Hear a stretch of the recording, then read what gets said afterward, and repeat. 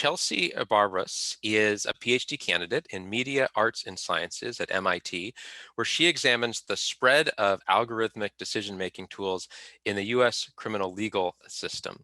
She works with an interdisciplinary group of researchers, government officials, and community organizers to really unpack and also transform mainstream narratives around criminal justice reform and so-called data-driven decision-making. She was formerly head of social innovation at the MIT Media's Lab Digital Currency Initiative, where she examined the social and political implications of cryptocurrencies and decentralized digital infrastructure. She is both a scholar and an activist. I'd encourage you to check out her Twitter feed and her webpage, and where you will find she is well cited already in national news media, and just such a pleasure to have you here. We're excited to hear your talk today. The floor is yours. Thank you so much for having me. So yeah, of all of the speakers so far, I'm probably the person based on my description who least intuitively at least fits into the theme for today, because most of my work has been based in a very different sphere from what I would at least think we're talking about today, which is the criminal legal system. But what I hope to do today is really draw from some of my experiences doing my work to really hopefully expand this conversation around what it means to build ethical algorithms or AI beyond just thinking about considerations of bias. So for today, what I'd like to do is first talk about, the role that bias has played in contemporary conversations around ethical AI. And I really want to unpack what I see as the main theory of change for addressing bias, which is an approach to diversity and inclusion. I then want to offer a counter perspective to, I think, this main theory of change, which is based on this idea that perhaps not everybody actually wants to be included in the design and implementation of some of the technologies we're building today. And then I want to connect some of those dots and specifically think about how this might apply to work around the use of artificial intelligence in the medical field. So to begin, over the last couple of years, I think some of the most high-profile studies that we've seen really start this conversation around the ethical use of algorithms have been bias audits of various forms. I've got two of them up here. I think that both might have already been mentioned actually in prior presentations. The first one here is an audit of facial recognition algorithms done by Timnit Gebru and my colleague from MIT, Joy Buolamwini, really looking at the varied levels of performance of different facial recognition algorithms on different types of faces. The second screen grab I have over here is from an investigative report that was put out in 2016, auditing the racial biases in pretrial risk assessment algorithms used to identify people who are at risk of being arrested again in the future. Both of these studies found marked racial biases in the way that those algorithms performed, and really kicked off, I think, the sphere of scholarship that we've seen over the last 5 years or so, really trying to grapple with the issue of bias in algorithmic design. But I'd like to situate these more recent studies within a much longer lineage of studies that look like bias audits that have been carried out by economists and social scientists like Sindel Mullainathan, who I didn't know was actually going to be one of the speakers in the session before this one. Dr. Mullainathan and his colleague Miriam Bertrand, I think, did one of the most famous and well-known discrimination audits in the early 2000s, when they actually sought to quantify racial discrimination in the labor market by sending out resumes to hundreds of different businesses in the Boston area to see what kind of response they would get, when really the only meaningful difference in the resumes that they sent was the perception of the race as encoded in the name of the applicant. And what they found was, in fact, resumes with African-American names on them received substantially fewer callbacks than essentially the same resume with a white coded name for the applicant. So recently, one of the authors of this study, Dr. Mullainathan, wrote an op-ed in the New York Times, which I think was also Dr. Martinez mentioned in her presentation, wherein he reflected on the potential for algorithms to actually enable us to do these types of audits faster and better than the audits that he was doing in the early 2000s. So he reflected specifically on his experiences working with a team of people to uncover and kind of audit the biases within an algorithm that was used to triage medical care. The original algorithm was plagued with bias, and Dr. Malina then argued that that bias stemmed from a chronic structural problem, which was that, namely, overall, healthcare practitioners in the United States tended to spend less resources on African Americans than they did on white patients who were experiencing similar levels of sickness. This bias showed up in the algorithm in the form of a problematic proxy for need. So the designers of the algorithm had assumed that, looking at the amount of money that was spent on a given patient was going to be a good indicator of how serious their condition might be. But through an audit of this algorithm, Dr. Malanathan and his colleagues were able to actually challenge that assumption and say, actually, we think that this is actually indicative of a much bigger issue. They were also able to course correct that algorithm by pinpointing the problematic variable, eliminating it from the model and replacing it with something else. And in kind of reflecting on this experience, I think Dr. Malina then contrasted it to the experience that he had in doing these earlier biased audits in the labor market. In contrast to the medical algorithm that they audited, the resume audit was very time intensive. And once they'd revealed the systematic biases within the labor market, there wasn't really a clear path towards intervention that they could see. In contrast to that, with the medical algorithm, what they found was this was actually much faster for them to do and uncover in the first place. And then once they'd uncovered it, the algorithm itself was a really interesting site for intervention, for thinking about how we might actually course correct those biases moving forward. So this sentiment, I think, is echoed throughout kind of the world for the AI for social good world today. I think headlines every day are talking about the potential to use algorithms and data to surface and course correct biases and discrimination in all kinds of spheres of our life. Diversity inclusion, in turn, has become the main theory of change that people have embraced in order to kind of address these biases, with the idea being that if we could build more inclusive data sets that represent the diversity of the people who are going to be using these products or systems, then we're going to be able to create a more inclusive world. And up here, I've just got a screenshot from some of IBM's latest efforts to do that, specifically with regard to diversifying their data sets for facial recognition. Now, when we're thinking about the medical field specifically, I think diversity and inclusion seems like a particularly important value for us to uphold. We know that historically our data for things like clinical trials has skewed very pale and very male. And we also know that even up to today, medical practitioners exhibit strong racial and gender biases in the delivery of care. So I think there's some really important work that's being done right now to try to surface and course correct those historical biases. And I've been really inspired by the work of people like my colleague, Karthik Dinakar, who's been using machine learning, say, for example, to challenge longstanding myths and biases in the way that we diagnose heart disease in women.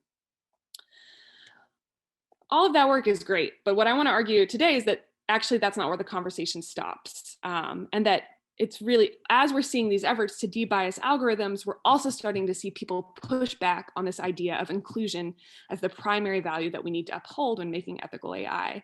So in this this slide here, I've got screen grabs from a presentation that I saw last fall at Harvard at a workshop led by Dr. Ruha Benjamin, in which she challenged this notion that people of color and women are not already included in our data-intensive innovation economies. She argued that, in fact, many of these groups are included, but the key insight is that their inclusion is often coercive or involuntary and leads to new forms of carceral surveillance. This critique is based on an understanding that technology tends to be distributed in a bifurcated market of services. One person's consumer technology is often another person's carceral technology. And I think a great illustrative example of that comes in the form of facial recognition. So for many people, facial recognition is something that's going to enter their lives in the form of a more seamless consumer experience. It's going to enable you to open your iPhone when your arms are full of groceries. And that's how facial recognition is going to show up in your life. But for many other people, facial recognition is primarily going to show up in their lives as a form of increased police surveillance and regulation. It's going to show up in things like police body cameras, or it's going to show up in the form of security cameras in their classroom or schools. in light of this bifurcated market of products that's based on essentially the same technology, what we're seeing is that people are saying, hey, you know what? Actually, we don't want to be included in a process to make these tools more accurate or efficient. Because ultimately, in the end of the day, these technologies are going to be used to increase surveillance and efforts to control our behavior. I think it's also important for us to think about how underlying inclusion oftentimes are coercive relationships of extraction from communities that have often suffered from systemic divestment of resources, which makes it hard for them to give meaningful consent in the first place. So one example that comes to mind for me is last year, around this time last year, Google came under fire for working with a contractor to go out into the streets of Atlanta and offer people $5 gift cards to do a 3D scan of their face for their facial recognition algorithm. And it came to light that, many of the people that they were approaching were actually homeless African Americans on the streets of Atlanta. Google was was doing this work partially in response to calls for them to build more inclusive data sets. And we can, understand in some ways the value that could come from increasing the diversity of their data sets so that their Pixel phone will work better on darker skinned faces. But the way that they went about including darker skinned people, I think, revealed a much deeper relationship between the nature of exploitation and inclusion that often sits at the heart of our technological innovations for today. Simply put, it's much easier to extract or gain access to data from vulnerable populations who are often in precarious social situations. And I think as a result, scholars like Virginia Eubanks have often pointed out that these people are actually often overrepresented in the data that we're building, the data sets we're building, especially for things like public services or law enforcement applications. So, how do we think about these ideas? I think by looking at some examples that I think hit a little bit closer to home and thinking about kind of psychiatry and medical applications. I've been really interested in the way that vocal biomarker research has started to travel into the spheres that I tend to work in, which is largely in poor and criminalized populations. As many of you probably are familiar with, there's a lot of amazing potential in reforming medical diagnostic tools to make them more accurate or speedy, cost-effective by harnessing the analytical power in vocal biomarker research. There are a number of really inspiring people that I've been following who've been looking at ways that we might build diagnostic tools to evaluate mental illness, as well as physical diseases like Parkinson's, coronary artery disease, things like that. But I've also seen vocal biomarker research starting to show up in conferences for law enforcement and probation and things like that. And I've grown increasingly concerned about the ways that incarcerated people and their loved ones are becoming tracked, are being tracked and now pathologized based on vocal biomarker analysis. I've been particularly interested in the ways that claims about physical or mental health have been stretched to start to try to typify or characterize various types of dangerous pathologies. And for me, this a lot of light bulbs were going off as Dr. Jackson was speaking about. He mentioned drapetomania, this idea of pathologizing people's attempts to kind of escape capture, escape slavery and things like that. Drapetomania was this way of kind of pathologizing that behavior and rendering it as something that is the byproduct of some sort of internal deficiency, as opposed to a very rational response to a very intense life situation. I see a lot of parallels today in the ways that vocal biomarker research is being used to create stigmatizing narratives around evaluating trustworthiness or trying to predict the likelihood of somebody committing a violent crime in the future. There's a growing trend within tech companies who are starting to partner with the state to harvest data, especially biological data, from captive populations to build these kinds of applications. And I've been tracking prison companies like Securus, who has also been in the news recently for recording the voices of people who are awaiting trial in jail, the voices of them and their family members and people that they're calling from the phones within the jail. Now, Securus claims that they were able to get consent in order to capture this information, but I think this raises some really interesting questions about whether or not it's possible for individuals to give meaningful consent when they're being held behind bars, and when not giving consent means that you virtually have no ability to communicate with the outside world, either with your lawyer or with your loved ones outside. I think that these types of environments, jails, prisons, various public services that are geared towards the poor are areas that we need to pay a really close attention to in thinking about the risk of involuntary extraction of data. I think this is going to become more and more important as the appetite for new types of data grows. So particularly amid the pandemic, I've been seeing a rapid expansion in the use of digital surveillance tools to track and monitor people who encountered the criminal legal system in various ways. And up here, I've just got just some screenshots from an article that came out just a couple of months ago about a very invasive study that's going to be kicked off very soon, in which a large number of people are going to be released from jails and prisons, somewhat due to the pressures to decarcerate right now during the pandemic.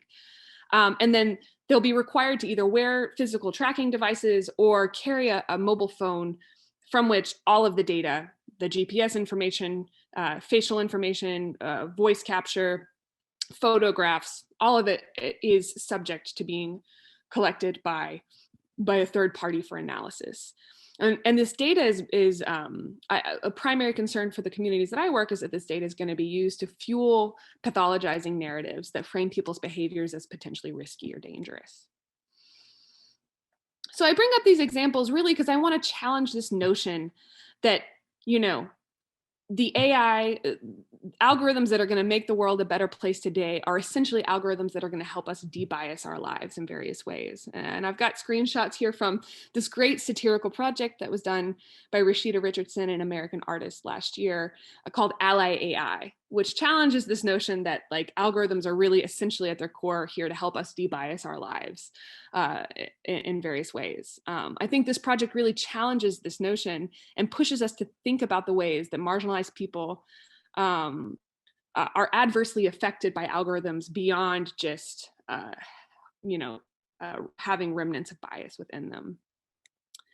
And I think ethical frameworks for AI must have to, at their core, have to contend with questions that I think actually other presenters have also touched on. Questions such as who benefits and who suffers as a result of the innovations we build, and what are the social conditions which make it possible for experimentation or innovation with data to happen in the first place. To that end, I've been really inspired by efforts such as, oh, I'm at 15 minutes. I'm so sorry. I'm at the very end. So I've been inspired by things like the Feminist Data Manifesto, which has a more expansive notion of both things that we should refuse as academics and scholars to engage in, as well as commitments for how we could do things better beyond a bias framework. And I'm also really interested in how the academic community, particularly who's doing a lot of this basic research, can build from work like the Tech Won't Build It movement within Silicon Valley tech workers movement, which has been actively thinking about how they could resist carceral applications of the things that they build. So just in summary, I think beyond bias, I think I'm really interested in talking about ways we can specifically build up our capacity to resist carceral applications of our work and coercive modes of data extraction, and reimagine the ways that we can build accountability and think about inclusion on new terms. Thanks.